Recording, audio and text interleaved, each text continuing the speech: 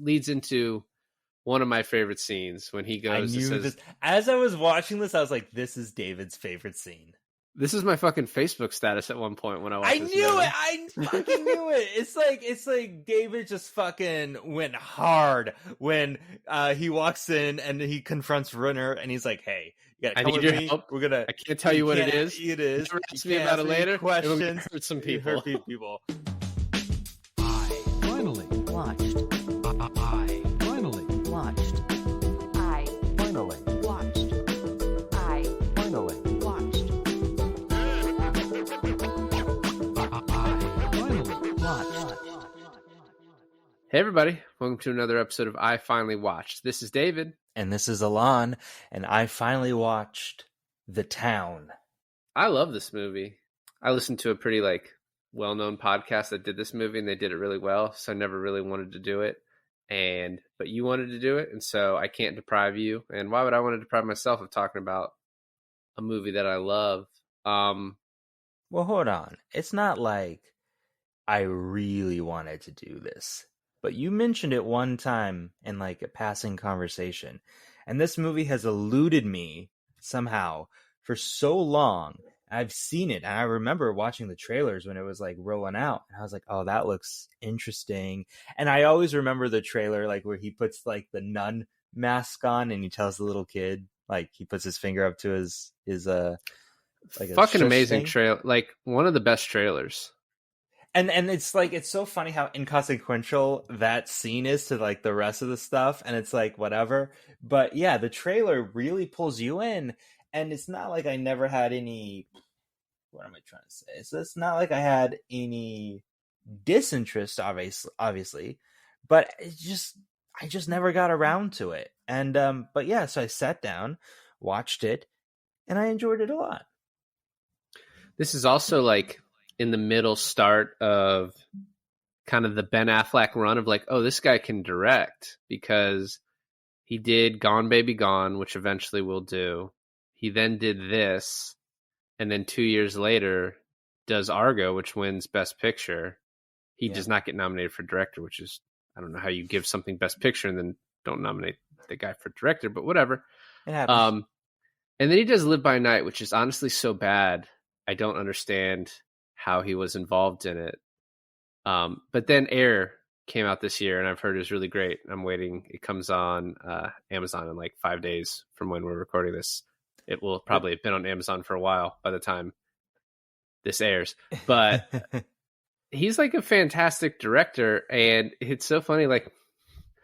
I think about all the time now, Extract, his small part in Extract. Oh, yeah. And it's when you see him in that, it's I don't know how you can not love Ben Affleck. Well, the other thing is, too, is yeah, he's an amazing director, but if you look back on Good Will Hunting, right, and you have Matt Damon, Ben Affleck, and they wrote the thing, they didn't direct it, right, but they wrote it. You think it's such a a down to earth type of film, and their acting is just really, really good, and they're so young, but they've done bad things in the future. Their future from Good Will Huntings are past and present, right? But they've done bad movies, both of them, and it's just I guess with acting and directing, you don't quite know what your end product is going to be until it is, right? Because there's so much crap that can be thrown at you in the moment. But I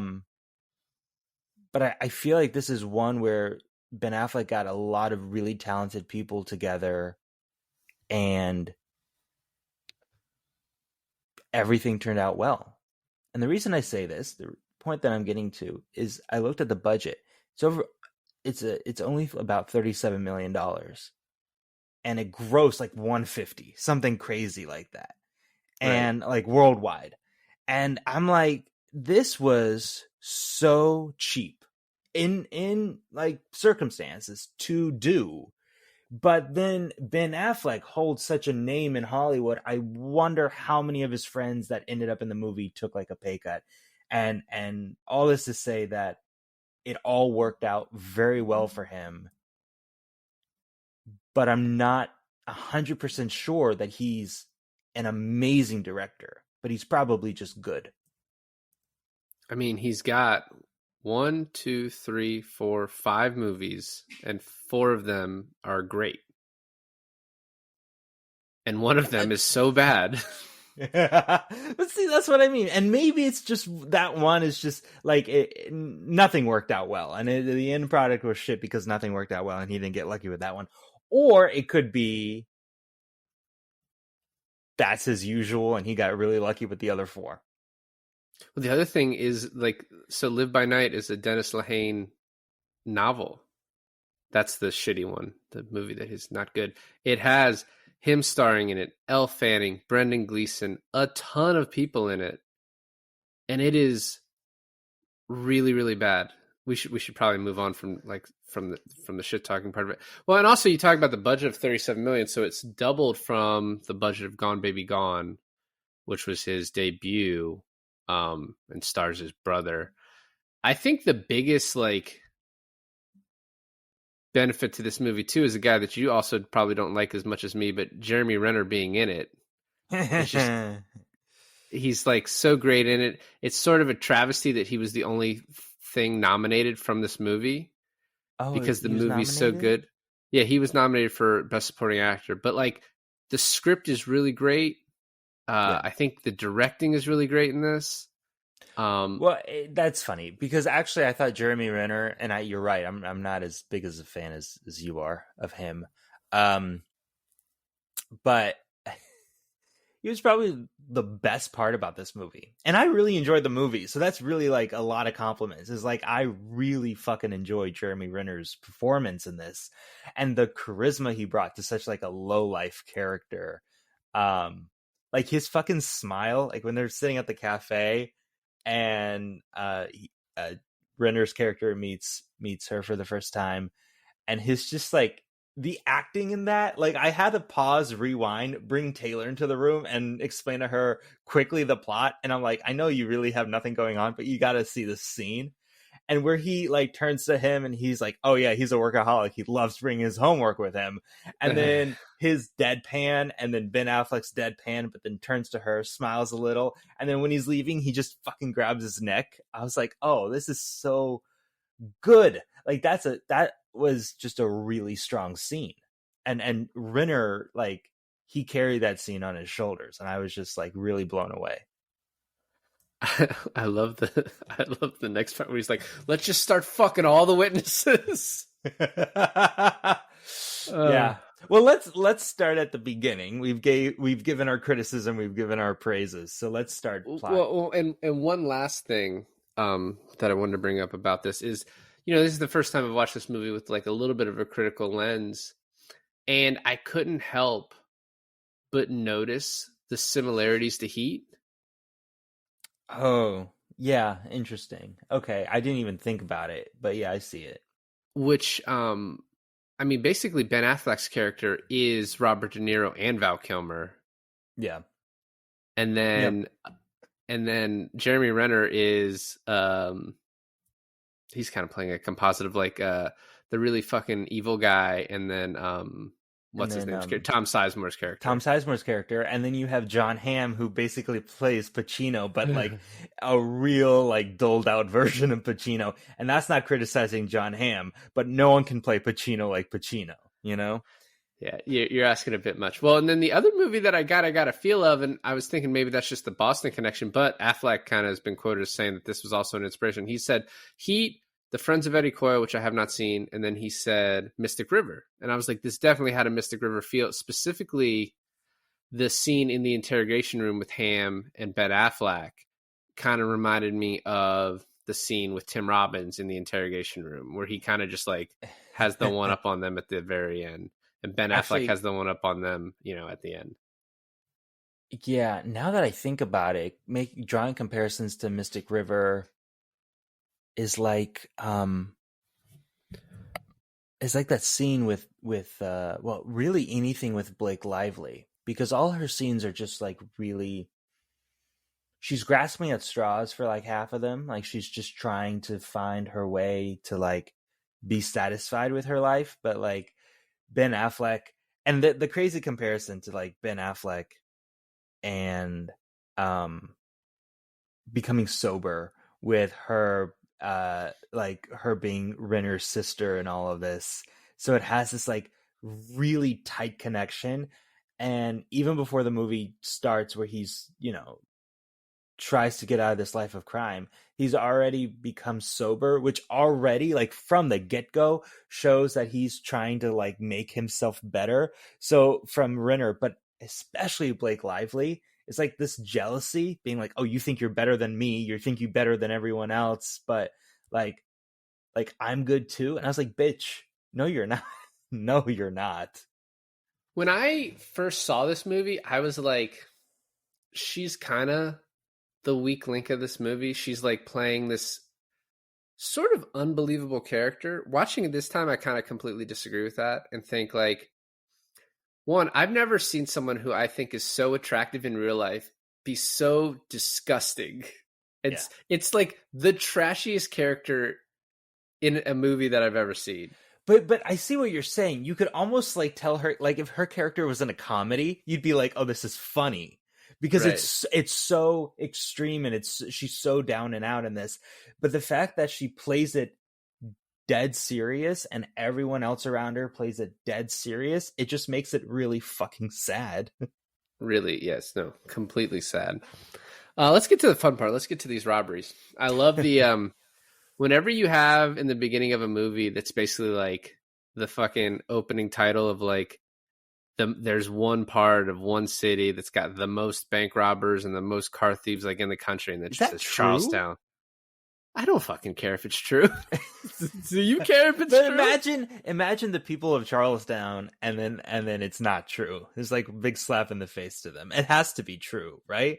Well, And then I don't know. I believe this movie to be true, and I also believe that the people of Charleston be like, "Fuck yeah, that's right." so yeah, you're talking about like the Charles part fades away and it's just town left. Like Yeah. yeah. And then it opens up with the robbery, and there are, I guess, three kind of major robbery action sequences. And I think I like the second one the best, but they get increasingly better too. Like the last one's obviously amazing. But this first one is just like, it sets up the movie so well. It kind of sets up the dynamic and the fact that the, you know, our protagonist is Ben Affleck, obviously. The antagonist is not really John Hamm. It's Jeremy Renner. No, it's totally Jeremy Renner. And this movie sets that up so well with like, he's explaining the robbery. You know, this guy at 8:12 every morning delivers the money. And he's like, we're not going to hurt anybody. But then Jeremy Renner's line of like, if they want to get hurt for $10 an hour, don't get in their way. And it's immediately like they all look at him like, what the fuck, this fucking guy. Yeah, how quickly they label him as such an unhinged character is kind of amazing. And how almost everyone on the team is kind of scared of him in a way. But the way they do that so quickly, when he walks into the gymnasium, or maybe it's like a ice rink without the ice, he walks into that and they're just like, he's late, but none of the other guys want to say anything. But Ben Affleck's like, nah, you're fucking late. But they're just so scared of him. I think when the one guy is like McGloin or whatever is like, did you burn a fucking like 7-Elevens on your way over here or something like that? Yeah. So he doesn't at least care too much. No, but he only did that after Ben Affleck said something to him, which is like inspired them to be a little bit more brave around him. But it's so interesting because then you as the audience are kind of scared of him. Like, oh my God, what did he like it sets up the cafe scene perfectly, because it's like when you're always worried that she's going to see the neck tattoo, she's going to connect the dots, she's going to run and scream, and he's going to be like, well, I got to pop that bitch right now. Like that sort of mentality.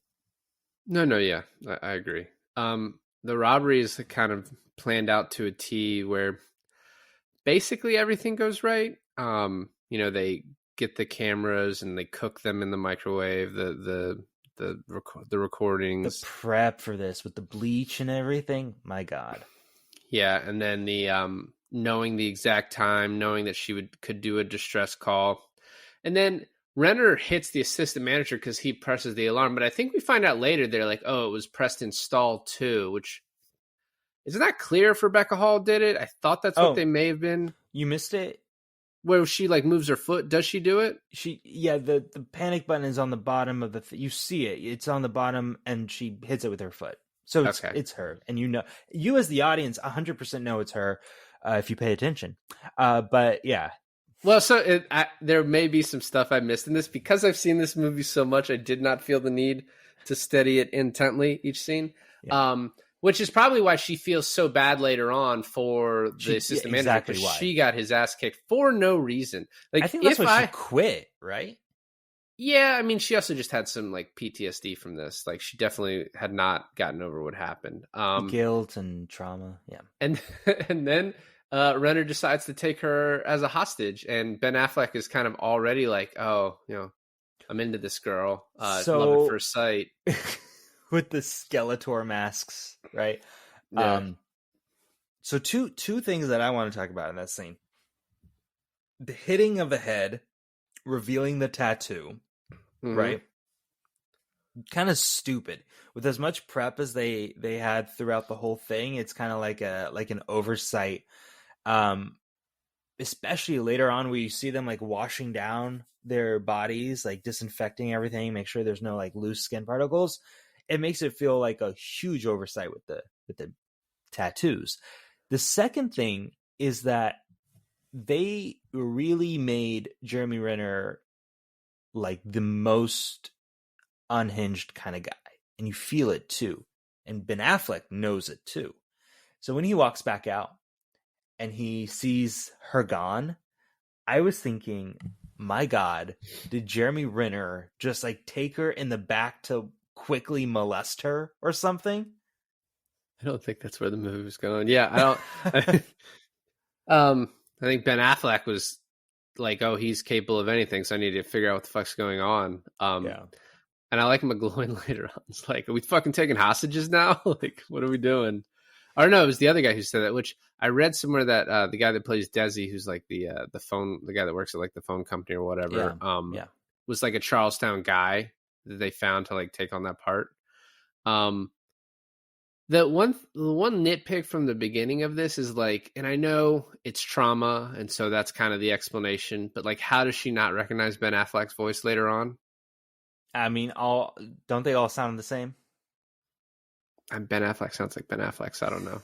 I mean, but he's not Ben Affleck in this movie. You mean all like Boston people? All Boston people. Yeah, maybe. And also I had like a thought of like, Tarantino gets a lot of shit for his feet in movies, but there's a lot of Rebecca Hall's feet in the beginning of this, a lot of focus on it. I was like, Ben Affleck doesn't get the same shit for that. And I'll tell you why. Because she hit the fucking button with her foot. So it makes sense. They show it as she's walking in the water. I don't know. It's a lot of close-ups, a lot of unnecessary close-ups. Well, so when I was watching this movie, like halfway, maybe even before halfway, like 30 minutes, and I'm thinking to myself, like, okay, he's gonna fall in love with her, want to leave the life. They won't let him leave the life, right? But I think the part that makes this movie the most interesting, at least for me, the most interesting thing that I took away was this bank robber who does this to multiple people on a yearly basis is finally understanding his repercussions of what he does and how it affects his victims. And it's like, yeah, you go in, the money is insured, you don't kill anyone, you just, beat up a couple people, take the money and run. But then he's like, he finally understands that everything he's been doing really hurts people, like mentally, emotionally, and that starts to affect him. And I just love that part. I can't really think of anything off the top of my head that's kind of like that shows that as far as bank robbery movies go. Yeah, I mean, I haven't seen them all, but yeah, it's because he just wants to fuck her. And then falls in love with her. But you see through his acting that he actually feels remorse for his actions, Yeah. I love the Ham introduction to this. I think he is really great in this too, and I love when like we found the van torch. He's like, "Oh, where do you think?" You know, they know what part of town did this. Yeah. And the scenes with her, you know, kind of establishing Ham and Rebecca Hall, where he's like, you know, asking her questions. She's like, "Do I need a lawyer?" And he's like, "Well, if you get a lawyer, you know, to me that means you're guilty." Which is Um, horrible advice as a police officer. it's probably, I mean, you know, they don't want you to lawyer up because then they can't talk to you as easily. Um, and then, you know, he's doing the whole thing about how they need to clean the money, so they go to casinos and strip clubs, and um, there's a lot of like establishing of these characters in the beginning. A lot of like,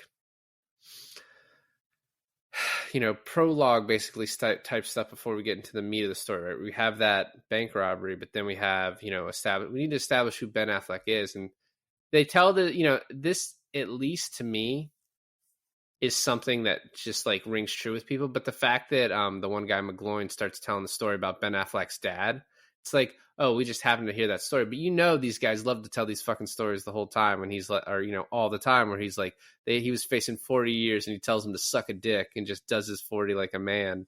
Yeah. You know, that we get to finally meet Blake Lively, and then Could you imagine though spending 40 years in prison and then coming out nothing because everyone and everything you know is gone, and that's crazy too because Renner spent how many years of prison for Affleck? 9. yeah, he spent 9 years. That's all. Yeah, but see, that's crazy to me. Like 1 year is insane to me. Well, he was being facetious when he said just 9 years. He was like, that's actually a lot.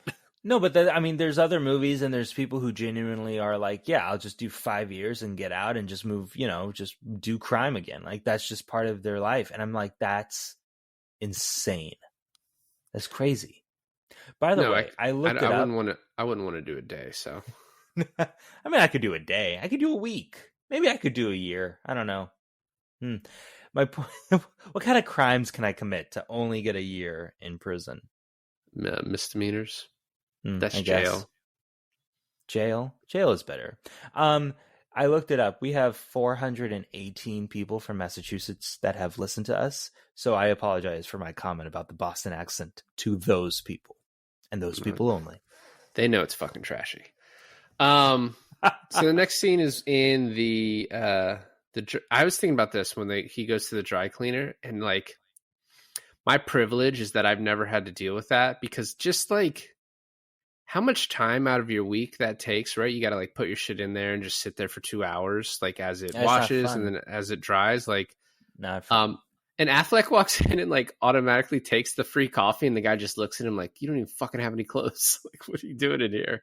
But the scene with her is very sweet, where he's like, I like to have a good cry in the nail salon. Yeah. And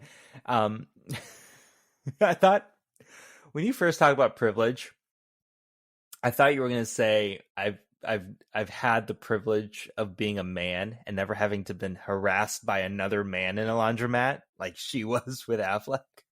But you're just talking about doing laundry. I mean, the thing with that is like it's kind of creepy, right? Like he sits down kind of next to you, and you're like, "Hey, are you doing laundry? Do you have change?" And he's like, "No." Well, it's like it kind of goes to your point. Initially, he's like, I'm not getting involved with her, but then she starts crying and he can't help himself. You know, he's like, gotta like talk to her. Well, because he knows that she's crying because of him, basically, you know?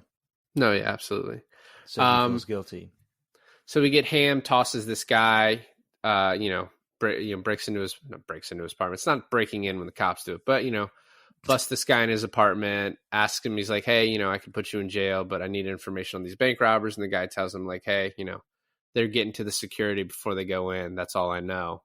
Which, that's part of my nitpick in the end. Like the series of events that leads Ham to kind of catch them at the end is, I think, could have been written better. It's kind of insane because they know Renner did it before, like, the whole cusp of and this is kind of where I thought the movie was going to go, is that she sees his tattoo. She keeps that information close to the chest. Right. She divulges the information that she knows to Ben Affleck, and Affleck is like, fuck. God damn it. And like, this is like the end.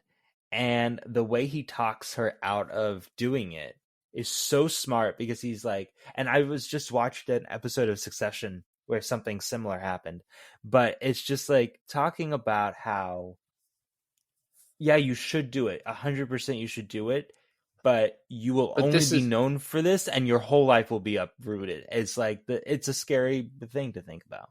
you should do this, but here's a reason. Here's a way you could not do it. Right? Yeah. Like, so she doesn't get suspicious, but it's like, yeah.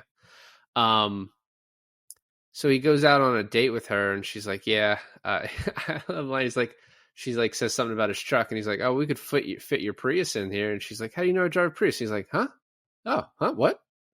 I just guessed. You look like you drive a Prius. But she's like, yeah. It tells about the guys who like throw bottles at her, and how it's like, oh, she's not cool enough to walk through the towny area. And he's like, Yeah, because there's that's another thing. street toughs. What, there's one group of guys that throw bottles down that street, and Ben Affleck knows exactly what two guys she's talking about, and there has to be more than just those two guys. Well, he says, what do they look like? And so I mean, he knows this area well. It's a small little area, so he probably does know who she's talking about. But leads into one of my favorite scenes when he goes. I knew this. As I was watching this, I was like, this is David's favorite scene.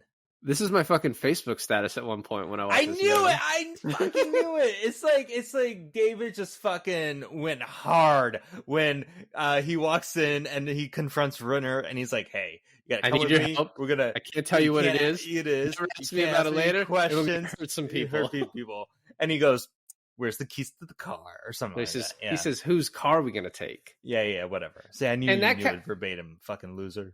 I wrote it down. But that also just kind of establishes like the good qualities of Jeremy Renner's character, right? Because we've gotten this sort of hot-headedness, but like there's like a blind loyalty. Yeah, the loyalty, right? Like this loyalty that he has to Ben Affleck. To a certain extent, because that's broken by the end of it, though. He killed a dude for Ben Affleck, and all he wanted was for Ben Affleck to play house with his sister in The Shine. Yeah, but his sister's such a whore. I mean, it's come not on. my kid. It's not my kid. Don't ask so much from a dude. Jesus. I can't wait to talk about Blake Lively's lines to John Hamm when she's like, my mother taught me that. You're not going to get a taste. I mean, it's like, it's almost, but what I was getting to before is with John Hamm's character, you're right. The circumstances makes the movie makes it feel like John Hamm is a really fucking good detective, but like on closer inspection, he gets it all by like pure luck. Like his whole investigation goes by without a hitch, because she's withholding the information about the tattoo, and Ben Affleck and us, the audience, are worried about, oh my God, when is she going to find out? She's going to turn him in. She's going to say it, blah, blah, blah, blah. But that never happens. In fact, they know it's Renner and his crew before, like right after she tells Affleck about the tattoo. So that plays nothing into it. Well, and one thing I wish I had done before we did this was there's an extended cut of this movie that's like 30 minutes longer. And apparently the first cut of this movie was like 4 hours, or then there was like a 3-hour cut. But I think the issue with John Hamm's character is that every part of his investigation works. We never see the parts that really like don't work, right? So he goes and beats up this one guy, and the guy's like, oh, hey, you got to check out this, the electrical box, right? Like that's your kind of your hint. And yeah, then the guy has no dead ends. Yeah, so and then he's like, they find Desi, who works at Vericom, and he's like, every sick day he's taken has coincided with one of these robberies. And it's like, well, you now know for sure this is your guy. Yeah, and it was so funny because I think Vericom is like our version of Verizon, right? Well, yeah. I mean, or the local. Yeah, it's more localized Spectrum back then or than something. now. Yeah.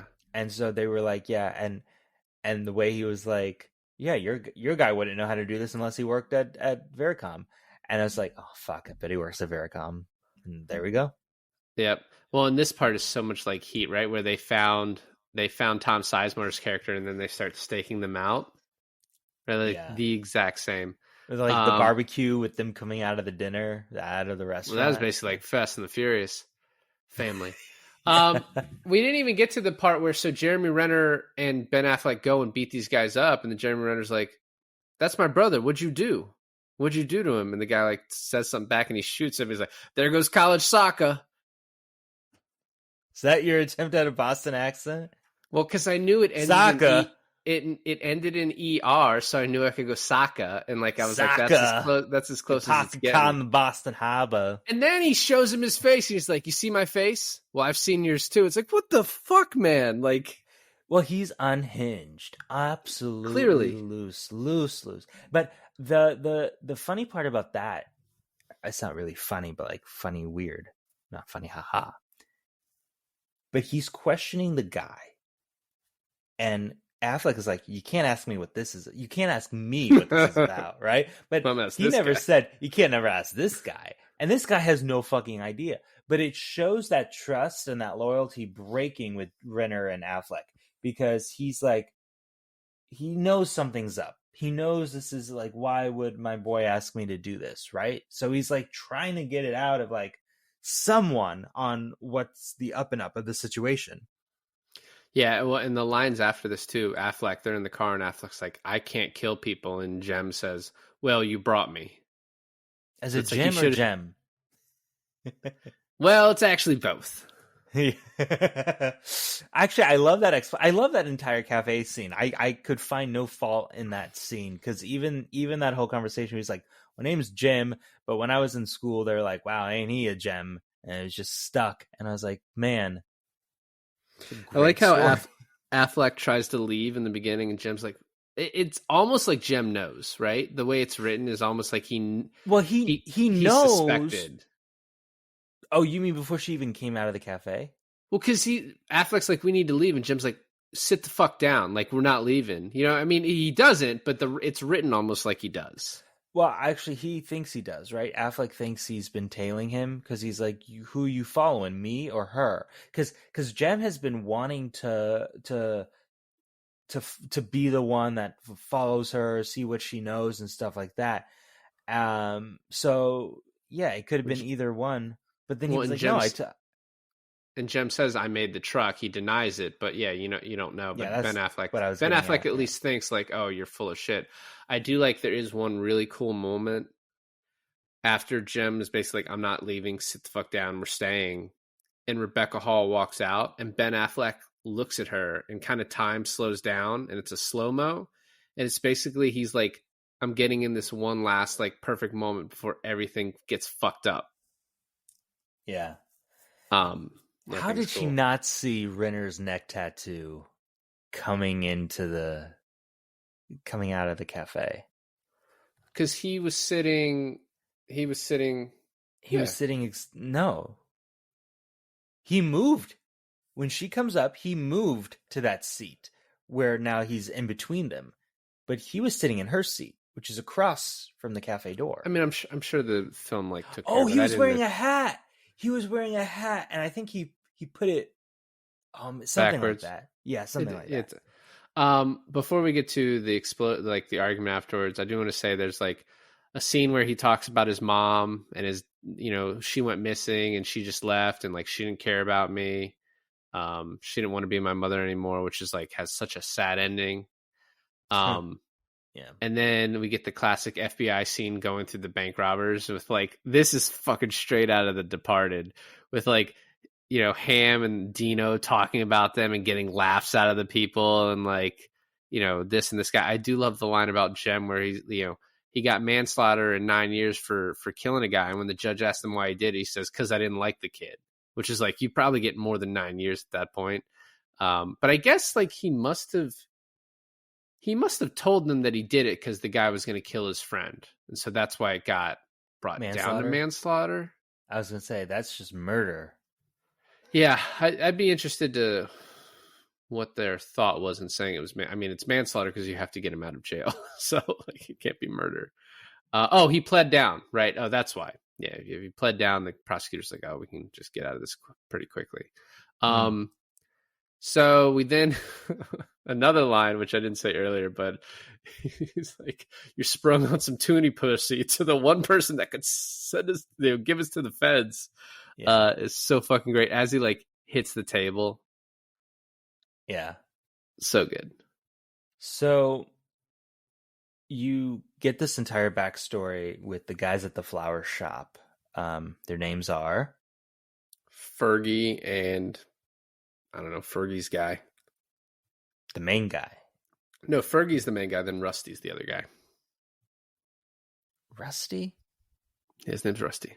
Okay. Well, you get the backstory with them. They're like the what would you call them? The fucking negotiators. I mean, they're the people that set up the jobs, kind of similar to John Voight's character in Heat. Yeah, they find the Yeah. jobs. Yeah. Okay, you're right. John yeah. Voight was nicer for sure.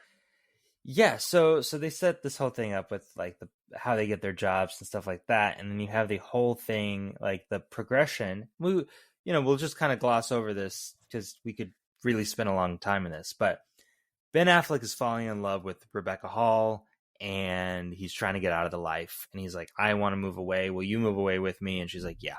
So she's obviously trying to climb out of this life of crime he's been born into, and with the setup of like Fergie, Rusty, Jem, everyone like that, the conflict is going to come with them trying to keep him where he's at. And then there's going to be conflict when he's trying to get out and they won't let him. And so before kind of establishing that Rusty and Fergie, thank you, are kind of like the head honchos, right? They're like the crime bosses of the area. You're thinking that he's kind of only going to have to get over Jem, but adding these two other characters is just really like up the stakes for the whole thing. And then so when he does try to leave, you have these conflicting interests where he's going to have to go against Jem, he's going to have to go against Fergie, and he's going to have to go against John Hamm, who's hot on his tail. Well, yeah, and the other thing too is so he, this is way far ahead, so we're going to back up in a second, but he's initially tells Fergie to go fuck himself, but then Rebecca Hall has found out that he is a bad guy, and so she no longer will be around him. And so because of that, he can't tell Fergie to go fuck himself because he can't protect her because she won't let him near her. So then that is why he has to go back. So that part is actually pretty well written.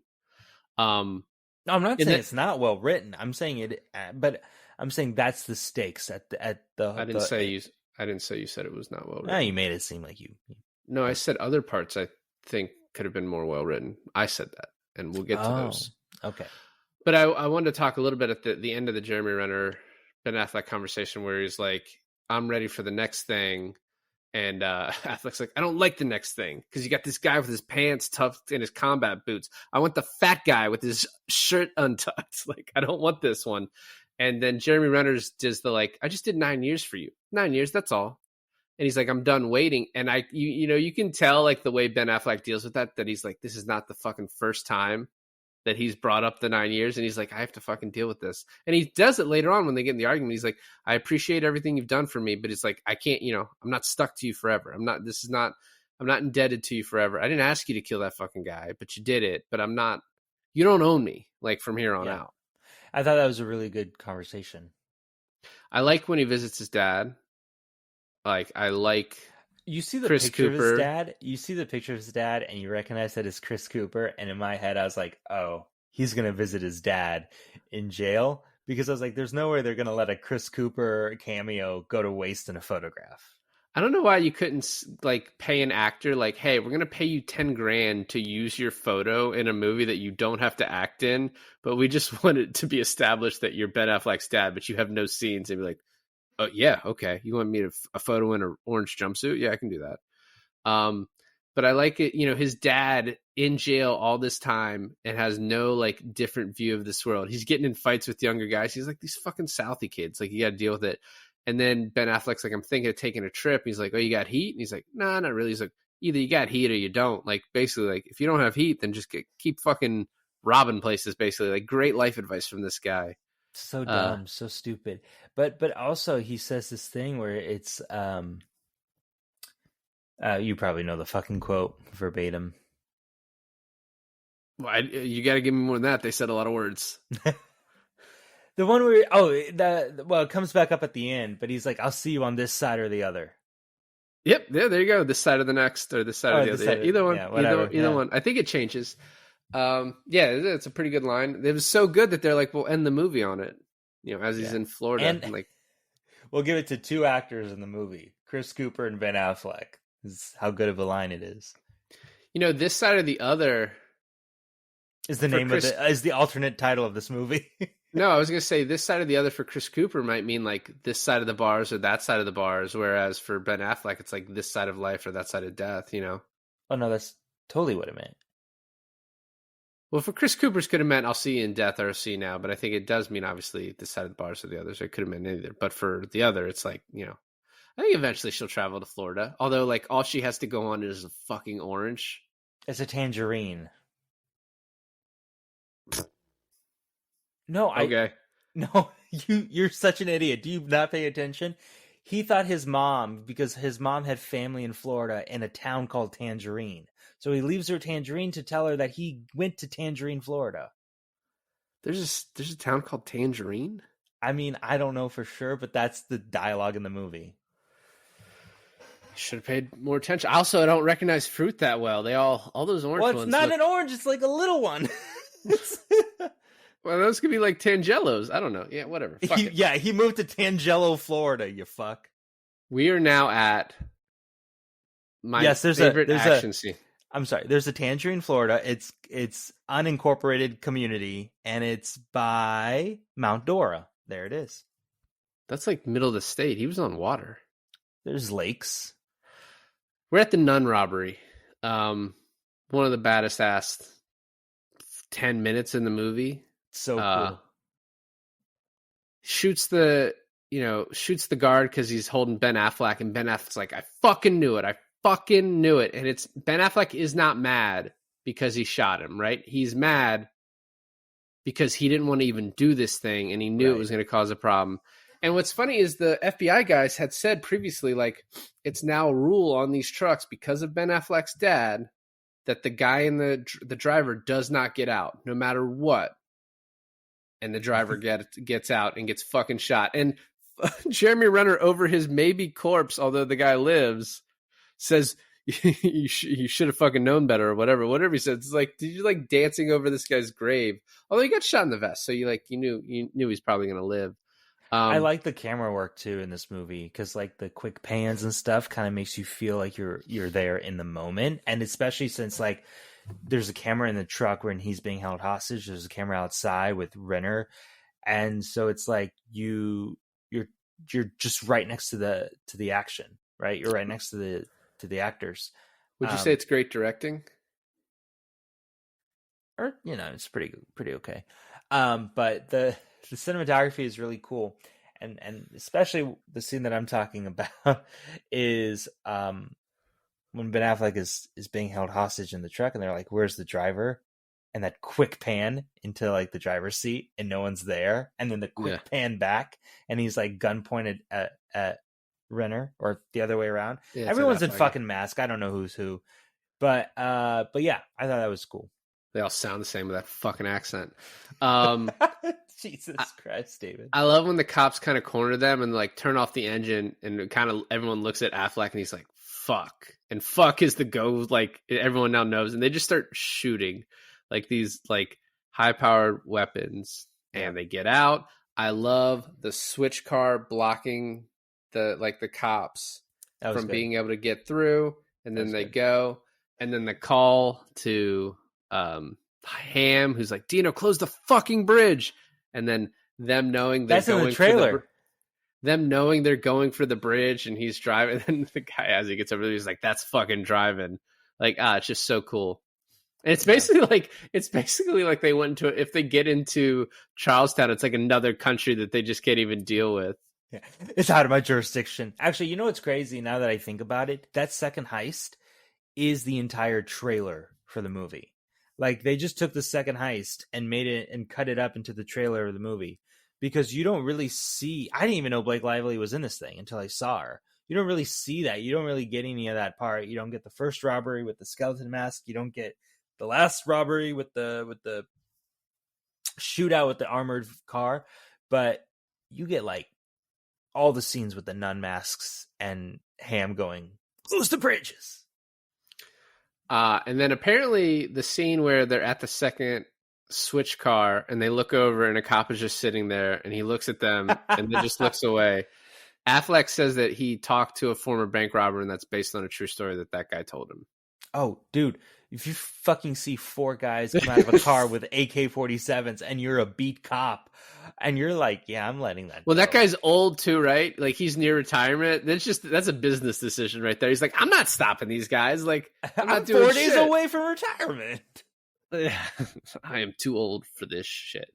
And then Ham comes in and he's got a great line because this is the not fucking around crew and this is not fucking around is, now goes both ways. Yeah. And kind of gets into dirty cop territory where he's like, find me something that looks like a print so I can get these guys in a room. But it's sort of, you get a pass because everyone knows these are the bad guys. So we're like, I mean, they did do it. So, I love... A good thing you became a lawyer and not a cop. Well, I mean, it just seems so fun in the movies. I love the lines of, I'm trying to make this... You could tell, so the guy that talks to McGloin, the driver, that's totally like a real cop, right? The way he talks, like they got a real cop to do that part. And he's like, just read the lines. He's like, I'm trying to make this sound authenticious. And he's like, Authent, what the fuck? Yeah. And I love Ham gets this little, basically, block that he gets to do where he's like, lucky for you that fucking guy lived. Otherwise, this would end with you having like a paralytic put in your arm and this would be a murder one. And then Affleck just to that in his like Mystic River moments, like, hey, next time you guys want pictures, you can do a little better than a barbecue. And he like explains to him what the antenna looks like, which pays off later when he tells him to go fuck yourself, like leaves him the note on the car, like on his exact car. Oh yeah, I didn't even make that connection. But yeah, you're right. And then he looks over it. First of all, the stuff with Dino too, like telling about how like you live with these people and then you fuck them over. But as he walks out, good luck with that print, Dino, because Dino says we got your print, and it's like it's a trope in movies, but it's just like how it works. Like if the cops are still talking to you, they need to still talk to you. If they have you, they're not talking to you anymore. Right. No, I mean, yeah. I mean, now that you're okay, so to be fair, I'm telling you about her foot hitting the thing and the tangerine stuff, but you're mentioning a lot of stuff that I missed, like the note on his car, and that's how he knows it's his car, and the stuff with the print.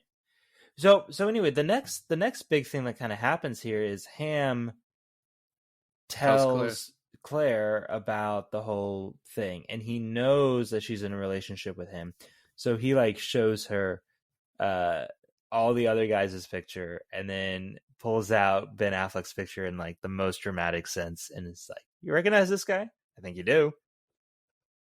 Yep. And then right after that, Jem tells Doug about the next job, and he's like, are you fucking kidding me?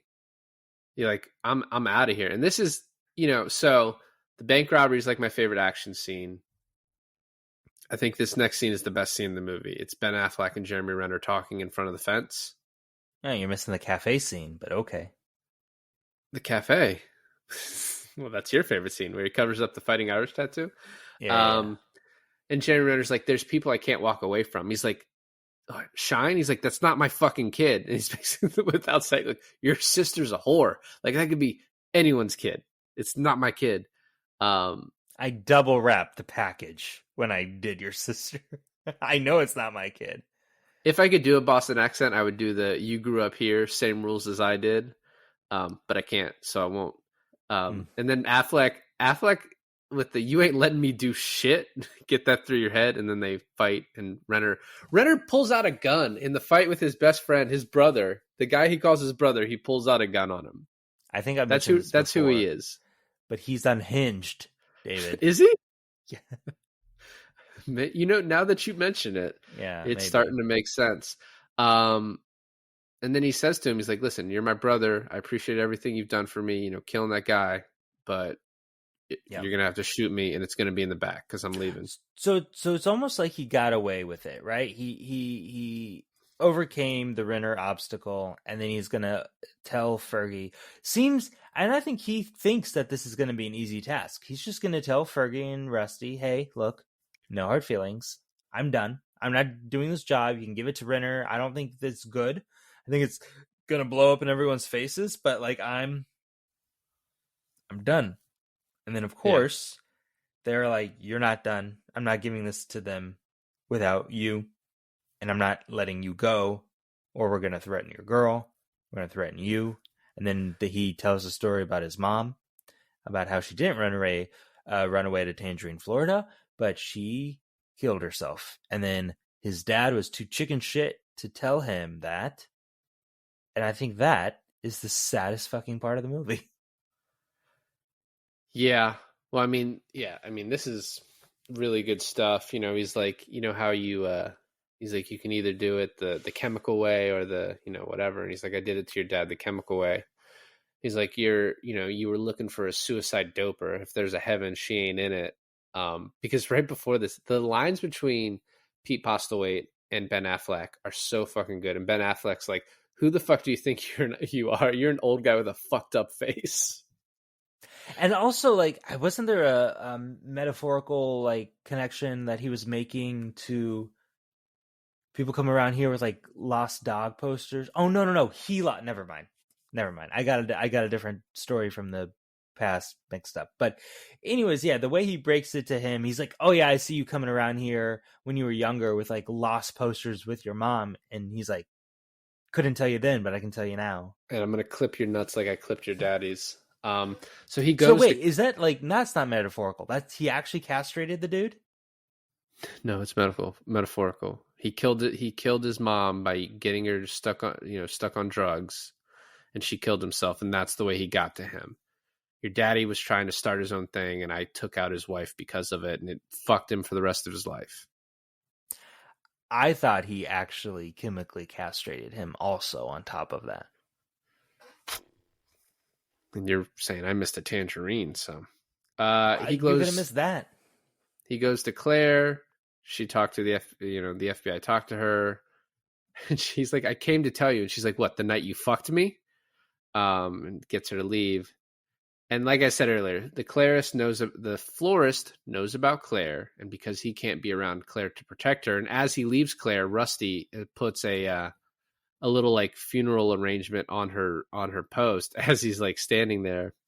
So he goes to the florist and he's like, "All right, I'm in, but if anything happens to her, if I think anything will happen to her, I'm gonna kill you both in your own shop," which is also just another really good line. Then also the scene with Claire where he's like, "I just want to talk to you," and he's like, "Just give me 2 minutes, I'll tell you the truth." And she's like, "How can I believe you?" And he's like, "Because you're gonna fucking hate the answers."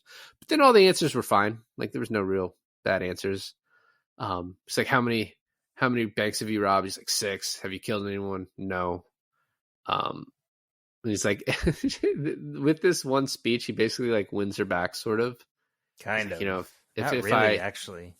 he doesn't. I mean, in her like heart, right? Because you can tell at the end when she kind of warns him, it'll be one of my sunny days. That's her way of telling him like, I actually kind of forgive you, and I'm actually like still love you. And then I wrote right after this, I was like, all right, final robbery. But there's like 10 minutes of setup still to this final robbery. We get from the florist that they're going to take down Fenway Park. They What go a heist. Huh?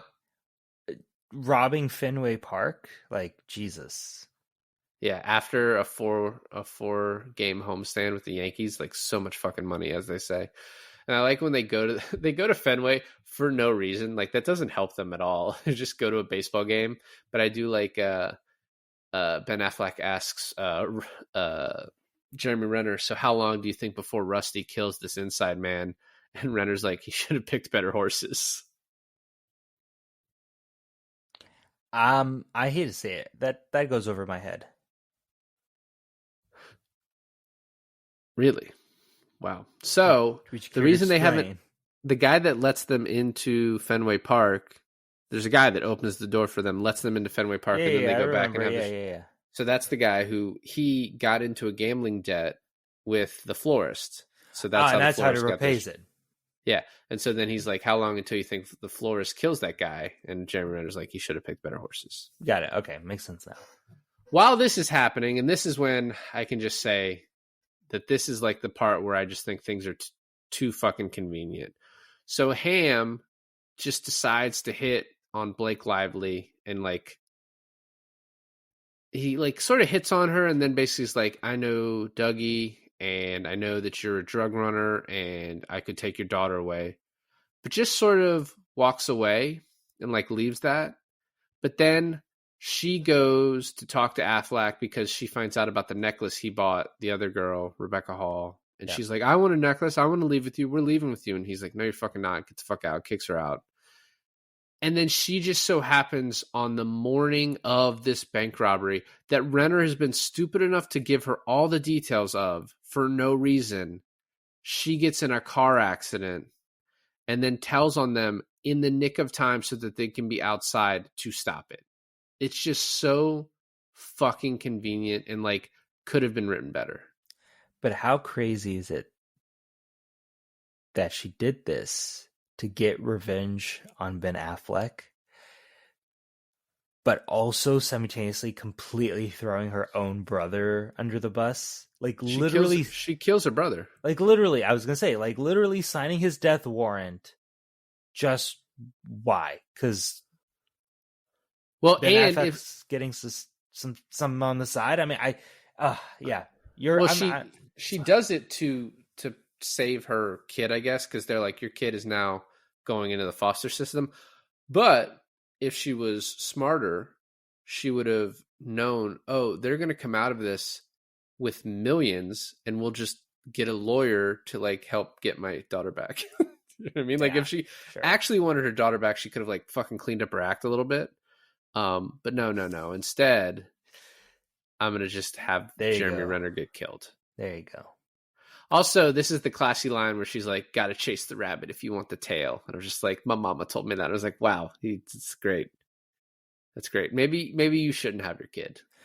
Yeah, what makes a mom worse? A druggie that keeps their kid or knows when to give it up? Well, you should watch Gone Baby Gone.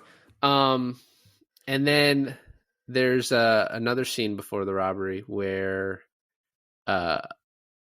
Jeremy Renner and Ben Affleck are talking, and Ben Affleck's like, hey, you need to have like a parachute. And he's like, what, am I going to go down to fucking Margaritaville? He's like, listen, I ain't going back to prison. If we get jammed up, we're holding court on the street, which is basically like, I'm going to kill, and it's what happens. I'm going to shoot as many cops as I can until I get shot in the face. Yep. So we have the whole Fenway thing, and I kind of just want to just go through this real quick because not much happens until like they're trapped in the garage. But they get in, they're dressed as cops, Affleck and Renner. They make it all the way to the vault, basically. And then they trick the cops that are there to think that they're cops. But then, like, and that one cop's face, so he's like, oh, shit. Like, oh, that was dumb of us. Like, we should have just shot them on sight. And then all the information. Well, the one cop pulls either their cop or security guard. I think it's the security guard. Pulls his gun, and they're like, whoa, and he immediately puts it down. It's like, oh, yeah, stupid. And then the other two guys in the vault, like the amount of information they knew about them is like, we know where your wife is. Both of your wives are named the Lindas want you to open the door. There it is, yeah. And so they get the money, they tie everyone up, and they just walk right out of there. And I love the convenience of it. I love the decision to not show the cops. So John Hamm goes and talks to Blake Lively. We don't even see her tell him what's happening, but we know it happens. And then you have the rest of this is them going through the bank robbery, getting all ready. And then Ben Affleck, like a sixth sense, starts like looking around and realizes it's way too quiet around here. Like there are no workers in this area. And he looks outside and all the cops are there. Like we knew it was going to happen, but the decision to not show it until like right now, like when it goes down, is really, really good. And I love the part where they freak out. The armored truck driver starts shooting at them, so they just shoot in his car until he drives through the police. Like, it's such a like cool little part. I don't even know, like, I mean, they basically used the dude as a battering ram, is what they essentially did. Yeah, take out a few. And then they throw in some flashbangs, and Dez stands up. And apparently they filmed this like two ways. One was a lot more bloody, but Major League Baseball was like, nah, don't use that version. So they had to use the one that has like almost no splatter. Oh, the MLB actually had a comment on it? Yeah, because they filmed at Fenway, the MLB had some like, it just, the ability for them to make this happen is like one of like the greatest parts about this movie. To like to have this final shootout in parts of Fenway. Like, the only way it'd be crazier is if they were like running through the fucking infield, is like the SWAT are chasing them down. You know what I mean? Just the ability to use this location is so awesome. Yeah. And then Glonzy decides, hey, I can take a pinch, so I'm going to drive out. You guys go out the side. They're looking for EMTs. They're not looking for cops. And it's like, dude, you're going to die. And he does immediately die. He does. And at the exact time as you think Ben Affleck and Jeremy Renner are getting away, a random cop walks up to John Hamm and he's like, yeah, so it's weird. The security guys say that they were robbed by cops. And it's like, okay, so convenience again. Right on time, John Hamm gets another little clue to know who it is. And he sees Renner carrying a bag, which looks suspicious as fuck. And the shootout with Renner is so good. And I love the part where he's gotten shot. He's behind the mailbox and he's like bent over and he just sees a random drink and grabs it and like takes a bunch of gulps out of it. And then he's like, that's basically his last meal. And like, he knows it. He's like, I'm going to stand up and get shot because I'm not fucking going back to jail. Because it would be for the rest of his life. He's also out of bullets. Right. He's out of bullets. He grabs both of his guns like he has full ammo, which he does not. He comes out and he's like, I surrender, holding the two guns like he's about to take everyone out, and there's boom, boom, boom, boom, boom, boom, boom, boom, because it's all the Boston, it's all the local PD just fucking taking it out on them. You know, they shoot him so many times after he was already dead. Like two in the face, he's dead, and then they just riddle his corpse with bullets. And then you see Affleck watch this entire thing, and then he drives away. Hamm looks at him as he drives away as sort of like a little nod, but obviously he didn't know who it was. And this is my favorite scene with my favorite line, where he's like, Rusty, I got to tell you something. Why do you lean in? He shoots him in the head. He goes to the back. The florist has a gun, shoots him a few times, and then he leans over and he says, remember who clipped your nuts for you, as he shoots him in the balls. Yeah.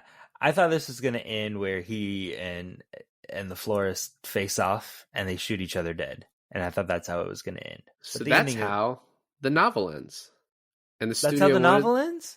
The studio wanted them to end it the same way. Yeah, he apparently gets shot, and as he's dying, a la Marathon Man, he walks all the way to Claire's house and dies in her arms. Which doesn't make a whole lot of sense, because obviously the FBI is going to go to Claire's like after this. Like, John Hamm's going to go over there. Like, so I don't know how he made it there, but you know, with timing, whatever. And then this is when we get the scene where he calls Claire, and I want to. So wait, who wanted this ending? The studio. Studio, yeah. But Affleck was like, no. Yeah, and that's the kind of juice that Affleck has, that he told him to fuck off. Well, the other juice that you mentioned earlier is the fact that I'm pretty sure that the only way they got Fenway was that Ben Affleck is like the most famous guy to come out of Boston in the movie business. Oh, it's like, yeah.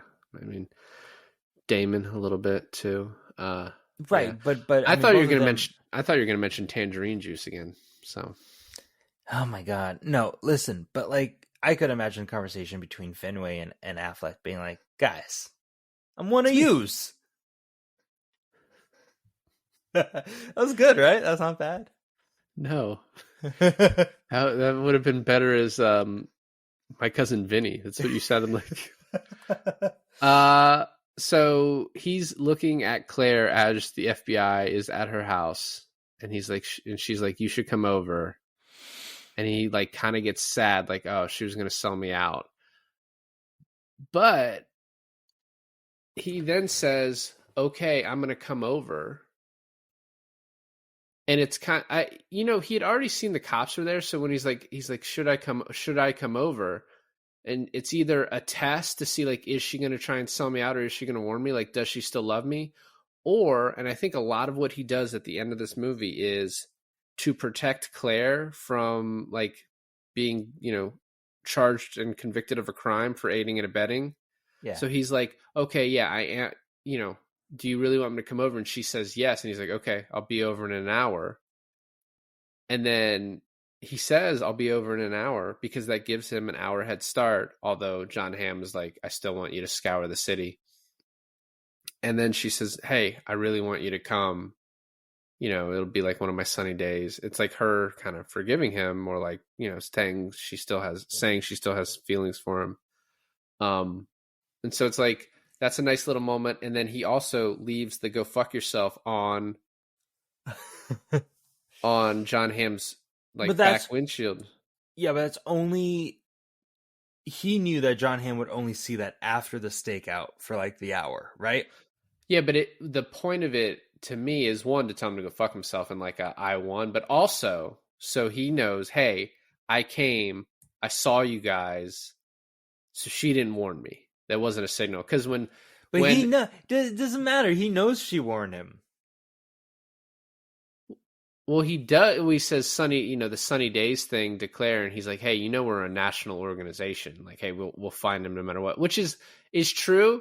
But I imagine like the FBI in Florida isn't exactly like looking out for this guy, right? They're not like 24/7 trying to find Ben Affleck. It's like they see him. But he leaves the note so Hamm knows, like, hey, I was here, I saw you guys, because you're so fucking obvious that a 6-year-old could see you. So it's like, she didn't warn me. Yeah, no, I get it. All they got to do is just send Tommy Lee Jones on the case, and they can wrap this thing up real fast. Topical. I did also think, this is something I never noticed before, but he's in this house looking over at Claire, and there's this photo in the back of this guy, and I think it even says like McCrae on it.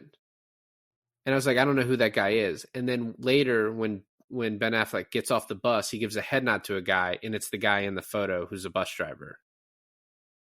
So it's like his uncle or cousin or somebody in Charlestown who like helped him get out of the city. It's like this very subtle. So you're saying that's like thing. That's how he got the bus jacket and the hat and everything like that. Yeah, from a connection.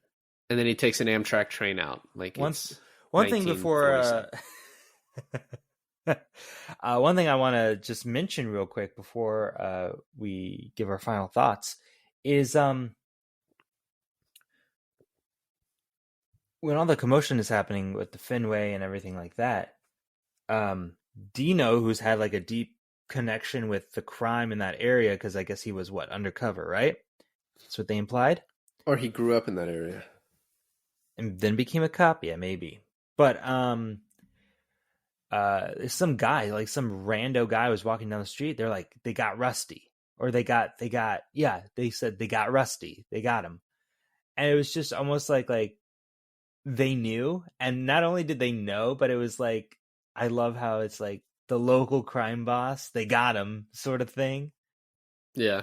Like someone who is not to be messed with, someone fucking killed him. So my final nitpick for this movie is that he leaves a shit ton of money for Claire, and she uses it to build up like the ice rink in the area. Yeah. And then it's left as an anonymous gift in the name of this really famous local bank robber's mom. But I mean, I know he's a famous local bank robber, but she died when he was super young. Yeah, I mean, I think it's just obvious that the money came from. She should have put it in her maiden name, is what she should have done.